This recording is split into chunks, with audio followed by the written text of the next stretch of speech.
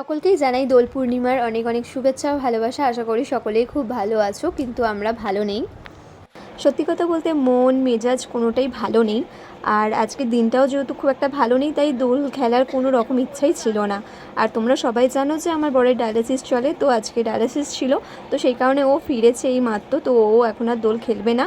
আর যেহেতু 3টার পর থেকেই গ্রহণ লেগে যাচ্ছে, তো আমরা 1টার মধ্যেই একটুখানি সামান্য খেলেই উঠে যাব।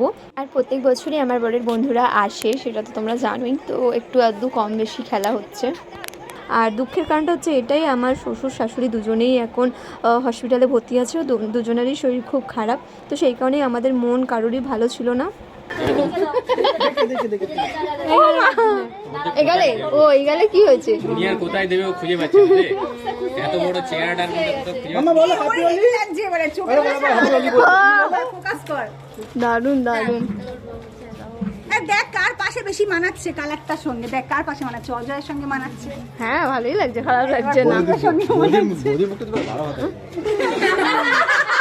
আর তোরটা দাঁড়া, এই ওরটাও করি দে। ওটা লাল ভাতারি হয়ে গেছে। লাল। প্রত্যেকবারই বড় করেই ব্লগ বানাই, কিন্তু এবারে আর বড় করে ব্লগ বানানো হলো না, ছোট্টই মিনি ব্লগ বানালাম। কেমন লাগলো অবশ্যই কমেন্টে জানাতে বলো না, ভালো লাগলে লাইক কমেন্ট শেয়ার করে পাশে থেকো।